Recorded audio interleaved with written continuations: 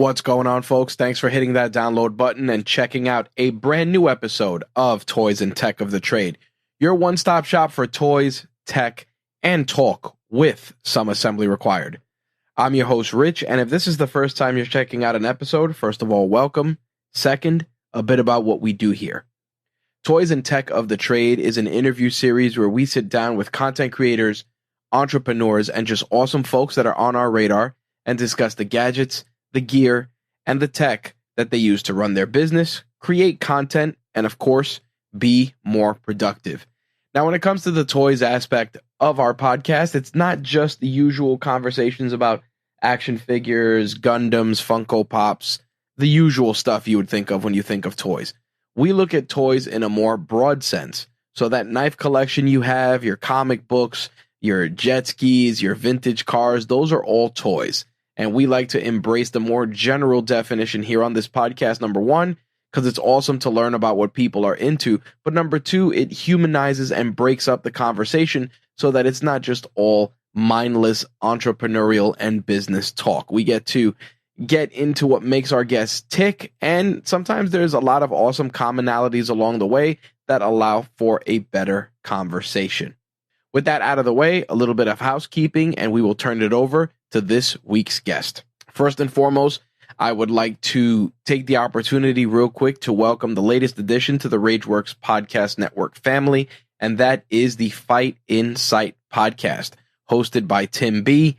Tim is someone who I connected with in a local podcasting group. Funny enough, it was for podcasters in New York, even though Tim is from Canada.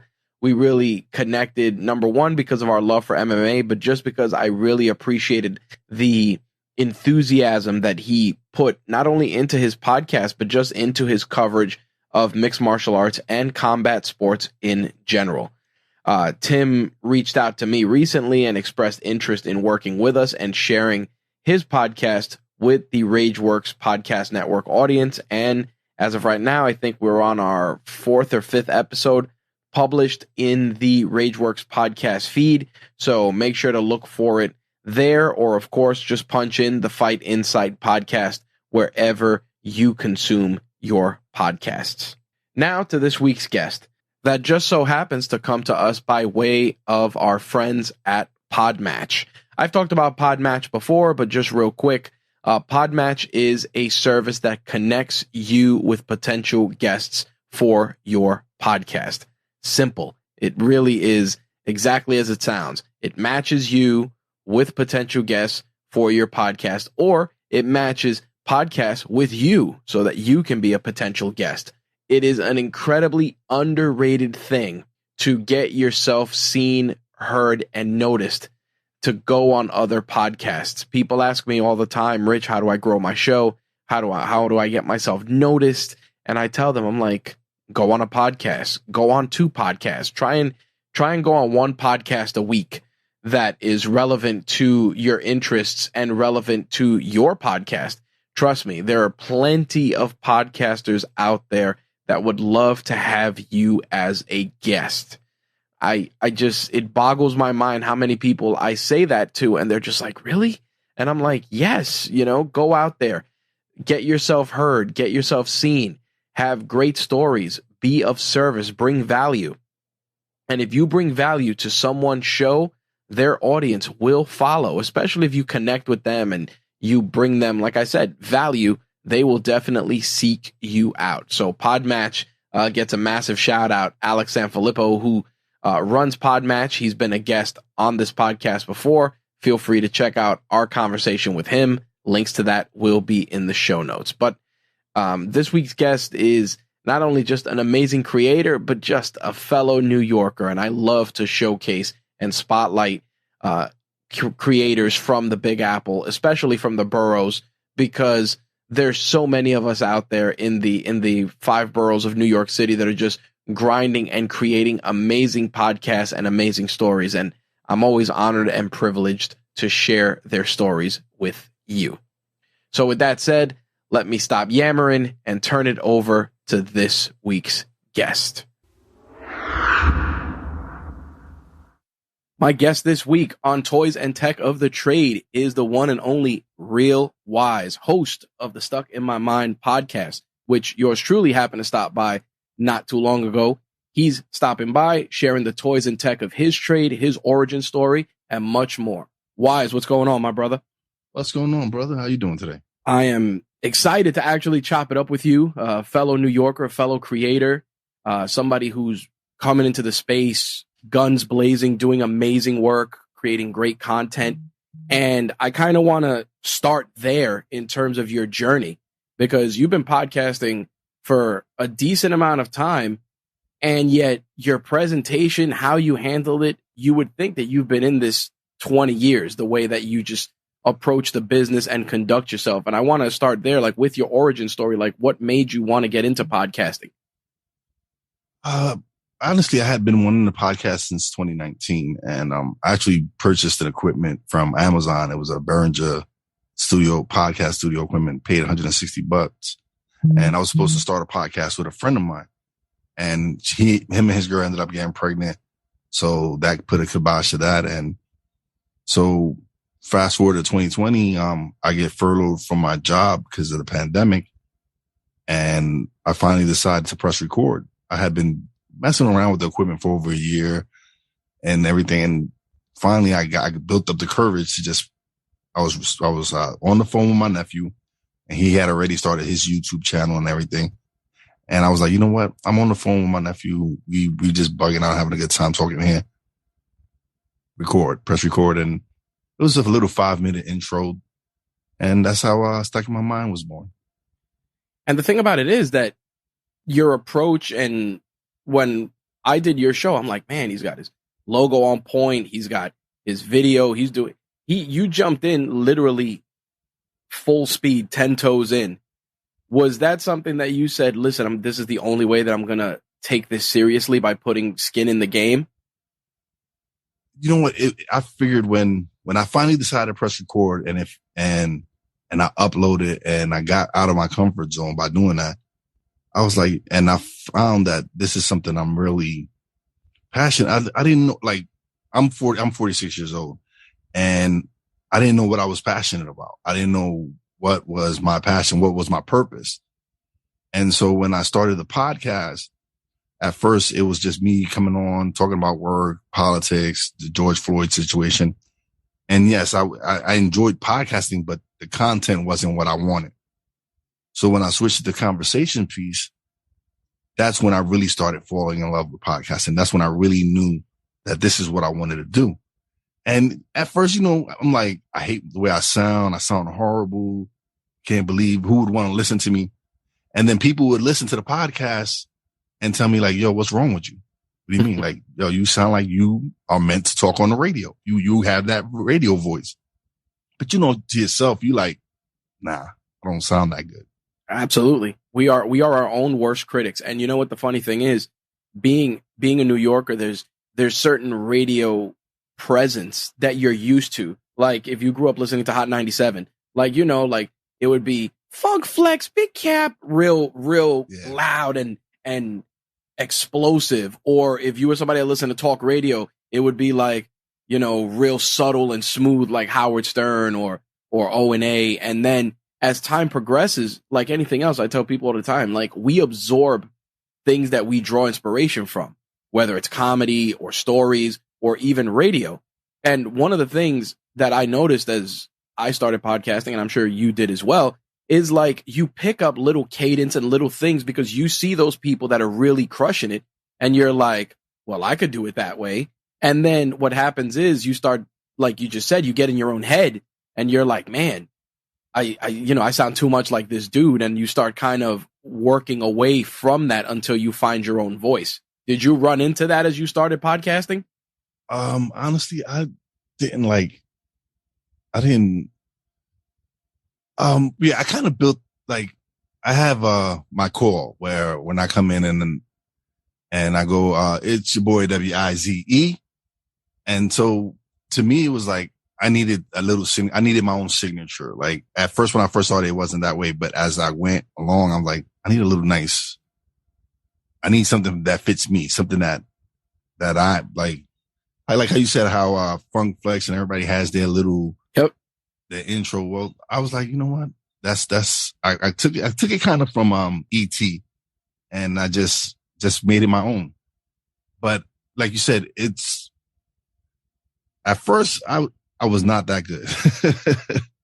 But as time went on and you improve and you continuously do it, it's like anything you do with practice, you improve. Yep. The 10,000 hour rule is true.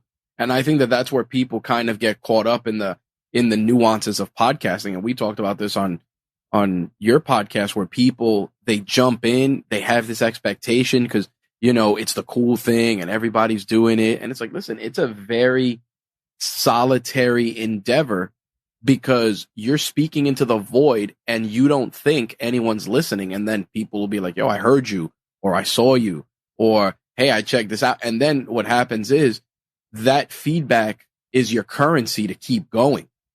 It's the juice that comes out, and people don't understand that in order to get there, you got to build that.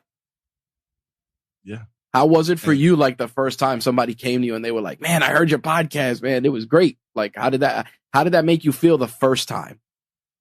Oh, that made me want to go harder. Right. That made me want to grind even harder because like somebody's listening.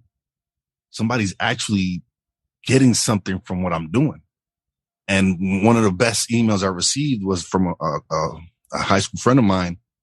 Me and another high school friend of mine, we did an interview, and he's a real estate agent in Brooklyn. He's killing the game over there. And we was just talking about goals, manifestation, and everything that we're doing to help build our success. And this person heard the episode, and they had been on the fence about starting their own business. And when they heard two people that they grew up with and went to school with and that they know personally, they were like, yo, these two dudes I know, they're doing their thing. Why can't I do it? They came from the same place I come from. Why can't I do it? And when they sent me that message and told me that, I was like, all right, I'm doing something right. This is what I'm supposed to do. This is my purpose right here. So that people who need that push to do something, but they're on the fence and they need that help with, like, they need someone that's just a regular person like them. And if anyone on my show comes on, and I want them to share their stories, because who knows who's out there listening to it. So it might be your episode that somebody listens to and they take something from it, especially two kids from New York doing what they're doing and grinding and building something. Who knows who's out there like, oh, these are two guys like me from New York.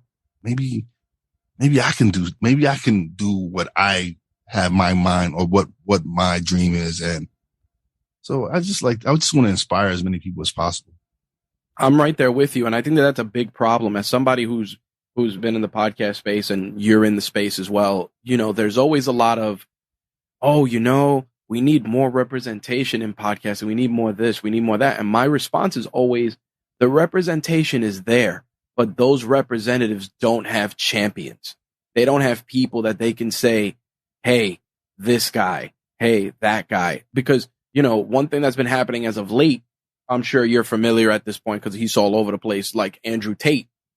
Yes. Andrew Tate, he's out there, he's delivering his message. People like his message, they dislike his message, whatever the case may be. But the thing that always jumps out is that he's championing for men as a gender. It's not pretty. And, like I said, some people may think it's right or wrong or whatever, but that's a guy that he's talking about man business, problems, trials, tribulations, and things that people don't talk about when it comes to men. And I feel that as minorities, that happens too. Like, everybody's kind of in their own lane. Nobody wants to help anybody because they feel, oh, if I share my info, he's going to steal my, and I always tell people, I'm like, listen, do you understand that 99% of the stuff we all put out, you, me, and everybody else, 1% of the people actually listen. That's why I'm not worried about it. Like, people be like, oh, you should put out a book or a course. So I'm like, why? no, like if people really want to do this, and look what you did, you wanted to do it, you sought it out, and you learned and you leveled up. And like I said, your presentation's on par with legit players in the game. And that's because you believe in yourself and you take it seriously. Wow. Thank you. I really appreciate that, man. That to me is to come, especially coming from you, someone who's been in the game as long as you've been in the game, to tell me that right there just blows my mind, because it's just, I just look at it as like, yo, I just put in the work, man. I love what I do. And when the moment I knew that this is what I wanted to do, I started investing in myself. Mm-hmm. I purchased a Rodecaster Pro. I invested in a quality camera. I invested in some quality mics. And it was because I felt that, listen, people are giving me something very precious, and that's their time. And I felt that since they were giving me their time, then it's up to me to give them the best quality that I can. I agree. And so to me, it was a no-brainer that once I found out this was my purpose, this is what I wanted to do, then I've invested. Like I said, I was furloughed from my job. I had, the government was giving out that extra money. And instead of taking that money and blowing it, I invested in myself. I took courses. Like I said, I purchased equipment, and it was just me wanting to improve, me wanting to get better, me wanting my content to be the best quality I can make it. Yeah, I think that's where people, they don't understand that there's a science to this. And, when people say, oh, I want to start a podcast, how can I do it for free? How can I do this? How can I do that? I always, and I've, I think I said it to you. It's like, I gotta be the bubble burster and be like, listen, like if you're already looking for the free lunch or the hand me or the give me, you're not going to win, because this is a game of longevity. It's a game of inches. And the thing is that, like you said, we are fighting for people's attention. And at the end of the day, people are like, oh, there's, 200,000 podcasts. And I always say, yes. How many of them are still making content? Yeah. That's one thing I learned recently. Everybody's talking about, oh yeah, there's 2.5 million podcasts now. Yep. And you'll be amazed at how many are really truly active right now. Yep. And when I saw that number, I was like, like only that many? Yep. That's it? And it blew my mind. I'm like, because people that means people started and they quit quickly. Because from 2.5 million, only 400 and something thousand are active. And that means active means having an episode released within the last 30 days. Yep. 2.5 million. The audience is out there, because the content is people. To me, I feel like they want instant gratification. They want to upload the episode and get the 10,000 downloads just like that. That's not how it's going to happen. No, it's not. Unless you're a celebrity and you already have a following, then maybe. But us independent podcasters, we have to grow this. So if you think you're going to come in here and you're going to get all these downloads, that's when reality is going to smack you in the face. Nope. It's going to be one of those situations where people are going to be shocked to see what happens. And I tell people all the time, and, I'll reshare it in this conversation with us. Buzzsprout put out an article, and they said that if your show is receiving 30 or more downloads within 7 days of releasing a new episode, it places you in the top 50% of all podcasts. Think about that. 30 simple downloads. And to make your way to the top 1%, you'd need 4,200 downloads in the first 7 days. So taking that into consideration, you literally need 30 people. That means you can essentially get 5 people a day over 6 days out of the 7. And you literally hit 30. And that's, I averaged probably the first week, I probably averaged that like 25 to 30 downloads. Yep. That first week. And then eventually it'll go, I'll end up probably with 60 or 70. And to me, I love that. Like, people think, oh, you need this big audience. No. Nope. You to especially when it comes to other things that you're trying to do, if you want to do merch and all that. I'd rather take 100 loyal listeners. Yes. That support me and buy my merch and buy whatever I'm trying to sell, whatever, because they believe in me, than having 10,000 people listen to me and not purchase anything at all. That right there, my friend, is the exact lesson. And I'm glad you actually brought that to the forefront. Too many people do that. And the worst part of it is that the people that end up supporting those endeavors are usually complete strangers. Yes. And, you know, and for context, I'll use an example. Decided to make merch, put out a t-shirt. Obviously, man, you know, we're doing this bootstrapped.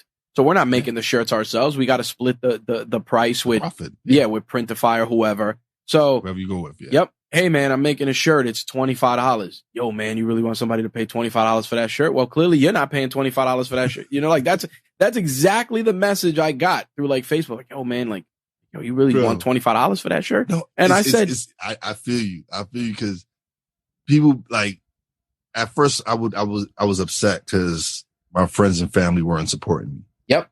And I was like, but then I started realizing, like, you know what? All right, let me not have that hold me back. So I just continue grinding. And then you start connecting with people. They start supporting you. They start buying. Like, I just relaunched my merch store. And already I've had someone, a fellow podcaster that we've become good friends. He was the first one to purchase anything before anyone in my family, anything. Yep. And I appreciate that. I love that. And I try to do the same thing whenever I see a podcast or a friend of mine launch a program, launch a book, whatever it is. I try to support, because I want them to support me. So how do I expect anyone to support me if I'm not supporting anyone else? Yep. So when people be like, oh, yeah, it's $25. I'm like, okay, it's $25. All right. I'm not telling you to buy 20 million shirts. But if you don't got $25 to buy a shirt, hey, I'm not knocking it. But you probably got $60-$70 to buy a Gucci shirt, right? Yep. Or buy a brand name shirt. Yep. But instead of supporting a friend, I'm not telling you got to wear the shirt. If you want to buy it and hang it up in your closet, go do that. Yep. But support your friends. Support a small business owner. Support them. Yep. Because that's the thing. And people, they always lean. There's always two sides of that too. Then there's the people that lean on it from, oh, nobody supported me, blah, blah, blah. And it's like, yeah, but what are you doing to earn that support? So it's a double-edged sword. But the thing about it is that, and our conversation is very important to me for this reason. It's because, like, listen, like Wize just said, creators, you got to support creators, because at the end of the day, you buy that shirt, you might be buying that shirt for the next Joe Rogan. You might be buying that shirt, you know, for the next, you know, Howard Stern. You might be that, and you could say, hey, I was there.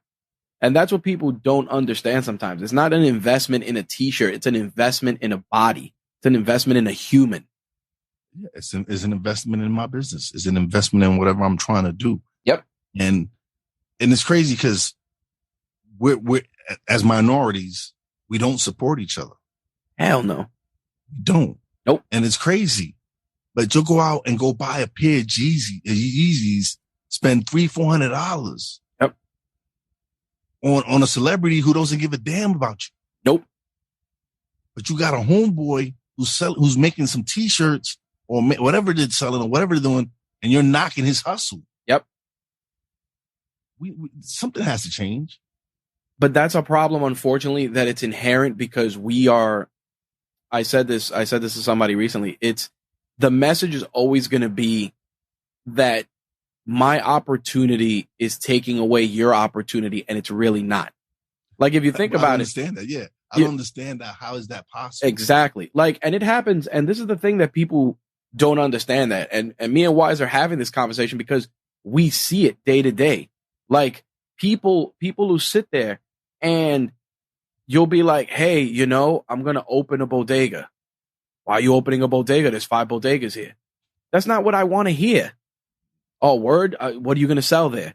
What's your special going to be? You're going to have bacon, egg, and cheese? You're going to have a guy making sandwiches? Like, not, why are you opening that bodega? There's 5 bodegas on the block. Like, That's not what people want to hear. And unfortunately, we are good for that. Yeah. We're good for that. Why are you going to do a podcast, yo? There's so many podcasts out there. Why you got to be? Come on, man. Everybody has a podcast. You going to be part of that? Yes. Because guess what? Somebody is out there yearning to hear content from someone like me. Yeah, definitely. And I agree with you with you 100%. And for me, it's like I create the content. Yes, I create my content and I put it out there and people consume it. But it's like I'll be looking at some of the people that I know and I'm like, dude, like all it takes for you or like for us, like in our case, sometimes all it takes for you to do is share. Yep. Like if I post my latest episode, share it. Yep. That's all it takes. Share it. That's all it takes. I'm not asking you to buy anything. Share the episode. What's so hard? But it's like people who know you don't want to see you better than what they are. Yep. Crabs in a bucket. They don't want to see you succeed because they're not attempting their dreams. They're not making themselves uncomfortable. They're complacent. They want you to be complacent with them. They want you to be, like you said, crabs in a barrel. Yep. I said to a friend of mine, he messages me, he goes, listen, man, I need to try and make an extra $500 a month. And I go, okay. I said, listen, first place you want to make your first 500 is going in your closet. I said, you got sneakers in there, you got clothes in there you don't wear. I'm like, yo, photograph them, put them on Poshmark, put them on Mercari, put them on eBay, put the sneakers on GOAT because you can sell used sneakers there. Oh, I got to take pictures. I got to do all that. Then you don't want $500. Yeah. You don't want it because I'm telling you, you got $500 laying in your closet. Easy. Definitely. And people, that's the problem. And it's unfortunate that we have fallen into that. It's like we were talking about this, me and a group of people, about how most people don't learn, and you've probably seen it too, the basic survival skills, meaning like, there's no home ec in school. There's no wood shop. Nobody's teaching anybody a trade because everybody figures, yo, I can make money with my phone. And then you go, yeah, but you know that if you become a welder, you make $100 an hour. Oh, I'm not doing that. They don't want to do the work. Yeah, I'm not doing that. Okay, so you want to make money posting pictures on Instagram. Okay, but why don't you learn the science of that? Watch a video, learn how to compose a photo. Yeah. A buddy of mine, he's like, yo, man, I really like photography. I said, listen, walk down your block, go to a couple real estate places. Say, listen, I saw your photos. Let me take some photos for you for free for like a month. If you like it, bring me on board. And then you do something unique that everybody else don't do. I'll be like, listen, man, buy a drone, rent a drone, do some overhead shots, do something real crazy. Yeah. Oh yeah, I don't know, man. I gotta go to. Yeah, you gotta go into a real estate and be like, listen, I'm a photographer. I'd love to take photos. What's wrong with y'all? They want instant gratification, bro. It's insane. It's literally crazy. And like they put out a piece recently about the top 10 people on TikTok that make millions. And they were talking about a girl. I think her name is Call Me Chris. And I remember I've seen her skits. She does skits with like tiny little hands you buy on Amazon. Yeah. And she was a hairstylist, lost her job during the pandemic, started doing skits on TikTok. Dude, I think she made like $4.5 million last year. And listen, the bag is out there. Yes, the bag is out there. The bag, especially, listen, they had projected that YouTube was going to give out $20 billion and add money to content creators. Yep. Now it's jumped up to over $100 billion. Yep. This next quarter. So you mean that all that money's out there and we can go out there and get it, but it's just not going to fall in our laps. We got to continue to grind. We got to continue to put in the work. Saying it's not going to happen, especially when you're independent. Yep. When you're independent, you don't have the big machine like Spotify, Apple, Google backing you. Nope. You do everything yourself. You edit, you promote, you do everything yourself. So of course it's going to be a little bit harder for you. Yep. That's the challenge you have to take, man. That's what you have to accept, is that challenge is like, you know what? I'm going to do this regardless of what's in my way. And it's true. I think, you sit back and you're looking at the fruits of your labor. We were talking about, you went to podcast movement, you walk up, you introduce yourself. Hey man, I'm a podcaster. Really? What's your podcast? Let me check it out. Blah, blah, blah, blah. Hey, Wize, it was good meeting you at Podcast Movement, man. We should work on something. We should collaborate. We should work on something together. Like, people don't get that. It's like, listen, leave the block, leave the block. Dudes don't know how to leave the block. So. That's exactly it. Leave the block. Go out there. Don't know how to leave the block. Like, and it's crazy because there's people in New York City that have never left New York City. Yep. Leave the block. Go into a place and do, there's a guy, his name is Noah Kagan. He has a podcast and he worked for Facebook. He said, you want to test yourself? Go into every store and try and get a discount every day. Just go into like a Starbucks and be like, man, can I get 10% off? Maybe they'll say no, but maybe they'll say yeah. And the thing about it is, like, if somebody says, yo, it'll take you 100 no's to become a millionaire. You're going to go out there and get that no every day. Please say no. Please say no. It's funny that you say that, because when I first started podcasting, that's all I was getting was no's. Yep. That's all I was getting was people like, the first question is, how many downloads you got? Yep. How big is your audience? And I'm like, yo, I'm just starting out. Yep. Yeah, now hit me back later. Hit me when you grow more. Yep. And I kept going and no's and no's and no's until eventually it started turning into yeses. Yep. Until people started saying yes and like, hey, yo, I'll come on your show. Yep. And once that started happening, things started picking up. Now I'm picking up. Now I'm getting messages from people reaching out to me to be on my show. Yep. It's a wonderful feeling. People don't get how crazy and how amazing that is. You open up your inbox and it's like, would love to come on your podcast and talk about X. What I do then is I test them and I go, oh, which was your favorite episode? Because, they'll be, because a lot of them already tell me. Yep. And those are the real ones. I've been blessed. Like, I've been lucky where the people, where they send me a message like, yo, I was listening to episode 78, this, and this. I enjoyed that. I'm like, all right, so this person is really listening to my stuff. Yes, I would love to have you on as a guest, because that's showing me that you're serious about coming on my show. Yep.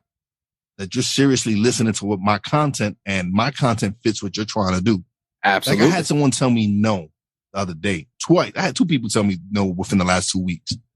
And I didn't get offended because I didn't fit what they were trying to do. Yep. And I understand that. They're like, listen, thank you for reaching out, but you're not what I'm trying. And I respect that. I respect it. I respect that more than them telling me no because you don't have the right numbers. Yep. I'd rather them come and tell me no because, like, again, they feel that I don't fit what they're trying to promote. And that's the thing. I think that part of the lesson in our conversation I want people to take away is exactly that. It's like, listen, you got to get the reps in. And not only that, but you have to make your approach unique from everybody else. Like, listen, instead of copying and pasting the same email, record a video. Hey man, saw your stuff. Here it is on my phone. Would love to talk about it with you on a podcast. What'd it take you 2 minutes to record it? Boom. Oh, instead of typing out a DM, hey man, voice note. Hey man, I heard you. I really thought it was awesome. I really would love to have a chat with you on my podcast. Let me know if you're interested. Literally takes 5 seconds. Yeah. We spend so much time consuming other people's content, but we don't put that same energy into growing our own. And then we're mad. Woe is me. What? Yo, man, I only got like 10 downloads this month. Did you do anything? Did you go on anybody else's podcast? I see you like it. I see you liking the photos that Complex put up. Why didn't you put up any photos this week? Why didn't you like stuff that was on Nice Kicks this week? Why, Absolutely right. Yeah. Oh, look at this pizza I ate. That's great. But how is that pizza you ate growing your business? Guess what? That pizza you ate is growing the pizzeria. It ain't grow. On the contrary, you're giving the pizzeria press. That's when you turn around and you go, hey man, I noticed you guys don't got an Instagram. I'd love to run it for you. Right there. Think about it. Right there. Right there. You flip the switch. There's so many different ways because people, they want to get monetized. They want their podcast to get monetized. Yep. But they fail to realize there's other ways to make money. Yep. There's other ways. I've started making money editing other people's podcasts because that's something people hate to do. Yes, sir. I know that from experience. It's one of our services. So it's true. Nobody wants to edit. People want to do the work. And you know what it is? I say this, and you'll probably agree. Listen, if me editing your show allows you to keep creating and gives you the energy and the bandwidth to keep creating, I'll keep editing. I'll keep editing to help you fulfill your dream. Because guess what? Your business is helping me live mine. And it's listen, the hard work is paying off. Later on this month, I start work on a podcast with I've known her since kindergarten, and she reached out to me. She says, "Yo, I see you're doing your thing with your podcast. I'm interested in starting a podcast. What can we do?" Yep. And I said, "Listen, this is my feed. This is what I want. I'll help you build your podcast out." And she was like, "Deal. Let's do this." There you go. I'm saying, so that's my first big client. And it's because she saw me working. She saw my posts. She seen my constant episodes upload, everything. I'm always doing something. I'm always making sure I'm putting some type of content out. Yep. And the thing about it is that you weren't afraid to put a price on yourself. And that's where people kind of fail, because they'll be like, yo, I can't charge them $100. Why? You don't know them. And even if you do know them, guess what? You should be able to. I'm not giving you the homie hookup. Like, you get a homie hookup to a point. After a while, this is a business. Now, you don't go into McDonald's and ask them for a homie hookup on a number two. And that's the thing. That's something that's crazy, is because people, like, if they know you, they instantly want a discount. Yep. Or even like my wife and her brother, they have a mechanic shop, right? Why is it our people are the ones that come like, hey, let me get a discount? Yep. Like, hey, can you relax the price a little? Can you? And he already has the lowest prices around here. Yep. And we start thinking like, yo, you wouldn't go to Mavis or you wouldn't go to any of these other places and ask for a discount. Nope. So why are you coming here? Because you know me? Yep. Then you should be wanting to pay full price to support my business. Yep. So that I could be here. So I could continue to serve y'all. Yep. Not come and be like, yo, let me get a hookup. And that's where we mess up. Like, we see a friend doing business and we instantly want the hookup. Yep. Like, he's trying to grow his business. Mm-hmm. You should just go support him and pay full price. Yep.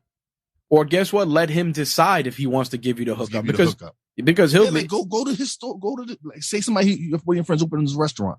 Go to his restaurant. Don't ask for no hookup. Just go. Yep. Go to your food, pay. Get ready to pay. And if he feels like, yo, I got you 10% discount. Yep. Don't worry about that. Or I'm giving you a discount. Let them decide to give you the discount. 100%. Don't go in instantly, yo, let me get a hookup.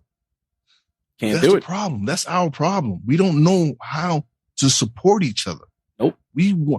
But yet, again, we'll go out and pay. Buy a pair of Nikes. Buy something for people that don't care about us. Yep. That don't give anything back to us. Nope. Because guess what? Culturally, we are people of color. Culturally, we're very important because we have to check off demographic boxes. We have to check off insertion points. We have to check off, hey, did you service this community? But at the end of the day, those companies, unless they're really putting in the reps in that community, they're not doing nothing. That's why sometimes you go to a store, hey, do you want to round up to donate to XYZ charity? And it's like, doesn't the company already donate to that charity? So my money is just making you guys give less. Think about that. Yeah, that's what it is. No, and people they just like, oh, I'm not donating because of X. And it's just like, you realize that, hey, for every dollar you spend, we'll donate $1. So then for every dollar I spend, why don't you donate $2? And it's crazy because if you round up, right, to donate to charity, right? Yep. You don't get the recognition on that. Nope. They get the recognition. Yep. Because they the ones who end up cutting out that check for that charity. Yep. The big fat check. They hold it up in the photo. So they didn't put the money in. Their customers did. Yep. They might have matched whatever the case, but you're not getting credit for that. So if you're going to donate money to a charity, do it yourself. 100%. Go out there and do it. You can get the write-off. Yeah. Or you know what? You can get that you could get that wealth in your soul about doing the right thing. Yeah. Absolutely. Like, it's that simple. Like, hey, round up. Okay, cool. I'll just do that. But it's just like, if you round up a couple of times a year and it's $50, just donate $50 to a charity and call it a day. Yep. That's it. Definitely. So I hope you guys took some value of that. I want to switch gears and jump into what I like to call the hot seat. It's our series of rapid fire questions covering a lot of the stuff we talked about, business, professional, and everything in between. I actually want to start with your process, your creative process. How do you compose an episode? I have no structure whatsoever. Really? Okay. I don't. I don't even do pre-interviews because I just want it to be natural. When I sit down with someone, I want it to be natural. I tell them, listen, yes, you're here to promote whatever you're promoting or whatever, or we're here. But for the most part, I want my audience to get to know you as a person and see what kind of person you are. And so I have no structure to my show. It's just come in, you record. That's impressive. Whatever goes. Very impressive. And what's your editing process like? Do you like to edit in silence? Do you like to edit, with some music? How do you sit there and get in the zone to do the editing? Because the editing is the part that really is the deal breaker for a lot of us. Music.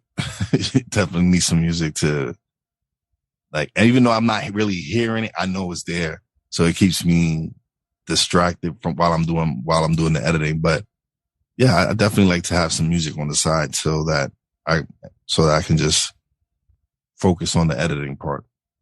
Are you an Adobe Audition editor? No. Look at that.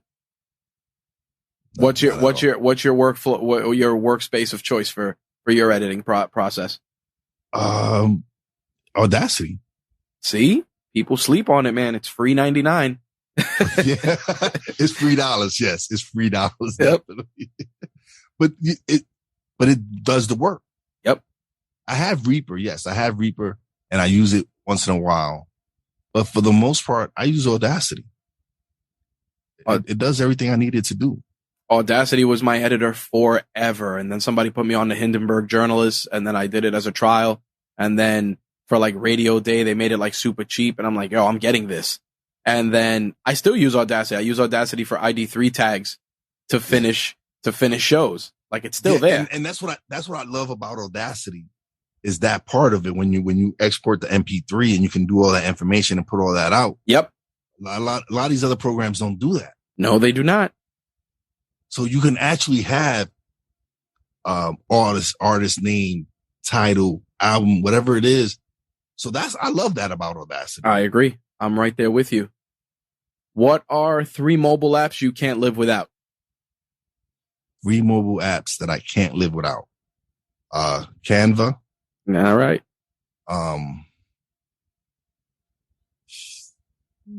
What else is there? It could be anything. Yeah, it could be anything.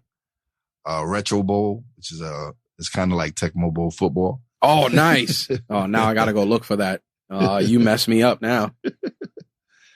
And oh man, what else is that? What else do I use? And I guess it would be TikTok. It's funny. There was a piece that came out recently that said that people are searching more on TikTok than on Google for stuff. And it's interesting because I see that sometimes because, again, our attention span has become so reduced that we can't even watch it on YouTube now. You'll be like, this guy's taking too long. TikTok, 12 seconds. Tell me how to fix this problem. Hilarious. Oh, listen, I've learned so many different recipes from watching TikTok. Yes. And I've also seen so many people get clowned for some of the food they make. Oh yeah, no. Some of the food you like. Let me I've put seen these some hot crazy dogs and macaroni and cheese in this pan. that stuff you do when you ain't got no food in your Yeah, house. that's a struggle meal. Yeah, it 100%. is. Listen, and we being from the city, we know what that is. Yes, sir. We know what that is. Hot dogs and mac and cheese. We know. Oh man, I had people tripping out. I put a story up from back in the day when they used to put like the meat in the can that would have like a cow on it. There'd be like a silver can with a cow and a pig and a pork can, and they'd give it out with the big blocks of cheese. Oh, and yeah, with the big blocks of cheese. Yeah. People were like, "Oh my god, why'd you take me there?" I'm like, because that was real. Cheese. That was real. Listen, the big block of yellow cheese that you would have to slice. Yep. Oh my god, it was brutal.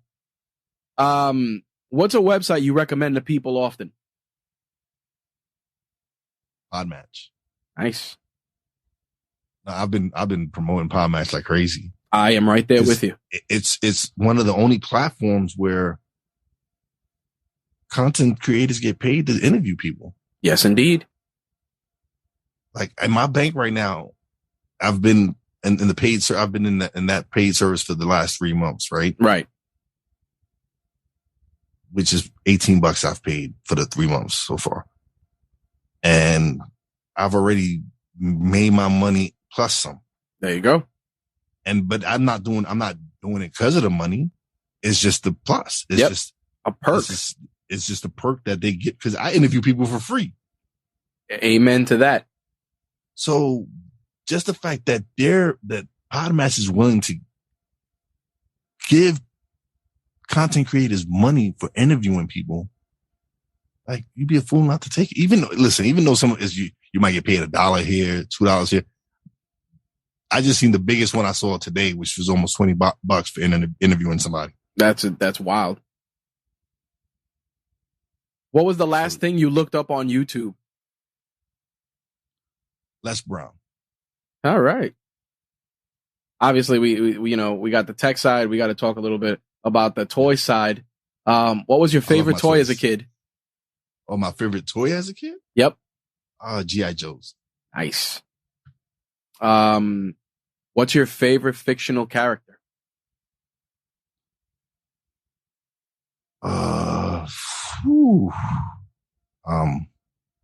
It's funny because I just finished watching the series, the new series on Amazon Prime. It would be Strider from Lord of the Rings. Nice. What did you want to be when you were a kid? Baseball player. Do you still play? I haven't played softball in a while. I'm up there in age, but it's been probably like, I would say 8 years since I last played. What was the last book you read? Or listened to? Because some people like Audible and stuff. Yeah. Last book I read. Oh man. The Plush Life from Prison to Peace. Actually, it's my nephew's book, and I'm actually working on doing the audio book. That's very cool. Who is your favorite content creator? Sean Cannell. So underrated. Like the work he's doing with the folks at Think Media. Think Media. I love Think Media. Yep. Omar Takori, all of them. They just crush it, man. Like they'll drop a video and I immediately I'll be like, oh, I got to watch this right now. I've watched, like, a lot of the tech that I bought is because of Think Media. Yep. I redid my studio space after seeing Sean's studio space video. His studio is dope. Yeah. I was like, man, I made some adjustments and made some stuff that works for me, but I was like, man, it's so clean. I was like, all right, I gotta borrow some ideas from this. Bro, I'm definitely looking forward to redoing my studio. There you go. Definitely looking forward to it. What's a non-negotiable for you when it comes to business? Oh man. Non-negotiable? Yeah, man. Like what's something when it comes to business you don't buckle on, you don't fold on, you don't compromise principles for? Shortcuts. That's what's up. What is something you've changed your mind on in the last 12 months? Something I've changed my mind of in the last 12 months. Oh man.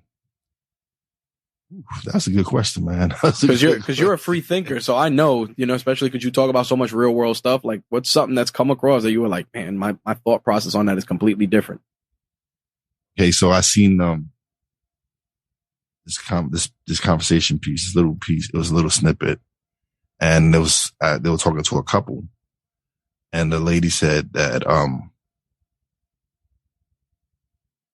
so it was something about the relationship, and she said something about, oh, her husband blew her mind when she asked him, why do you love me?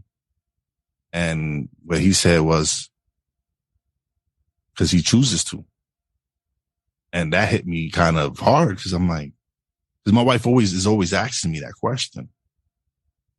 And she's like, why? I'm such a, like, she can be difficult at times, but I choose to love her because of the way she is with me, as far as like the way she has inspired me and pushed me. And to me, that was like something very, like, you have to come, like, to me, it was like, oh, you have to feel like you love someone, or you have that choice. And to me, that's something that I've learned in the last couple of weeks. This has been. That's powerful. What's a piece of career advice you would give your younger self? Step out of the box. What's up? What do you splurge on when it comes to business or personal development? What's something that you be like, I need to have this?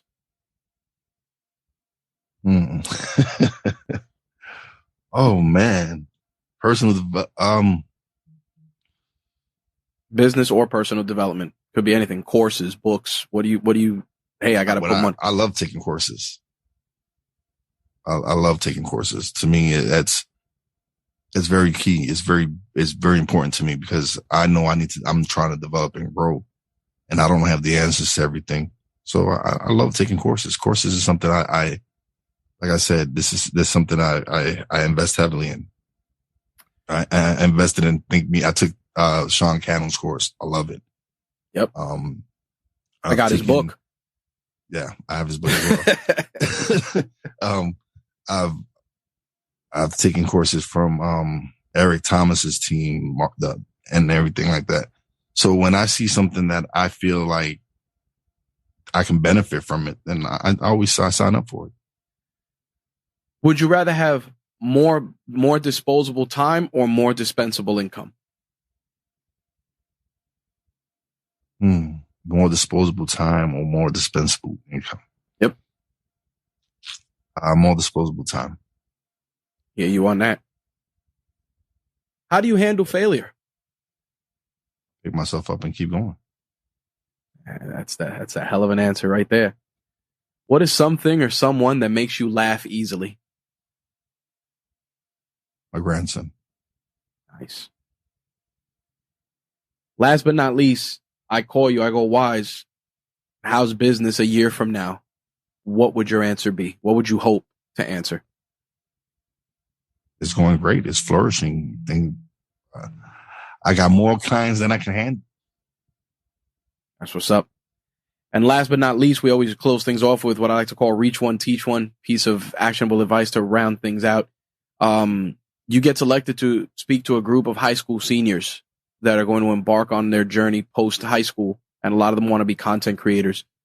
What piece of advice would you give them as they head out the door into the world?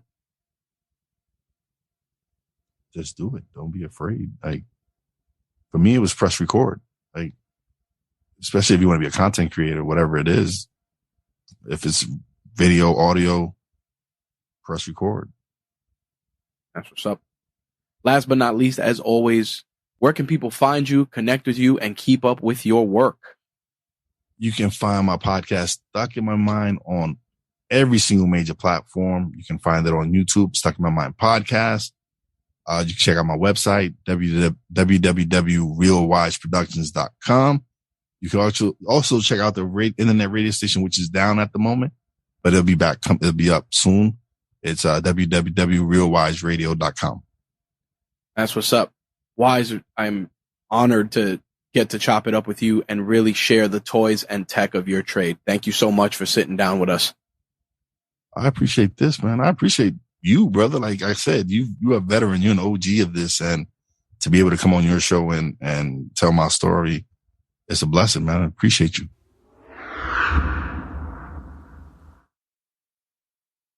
I never get tired of talking to fellow creators. As I said at the start of this podcast, I never get tired of it. And especially when it's creators in New York City, in the 5 boroughs, I just love sharing their stories. And here we have a guy like Wize that's out there just putting in the work, getting the reps in, and just turning his passions into a business. And more importantly, he is remaining authentic to himself. And I think that that's one of the biggest things as creators that many of us lose sight of.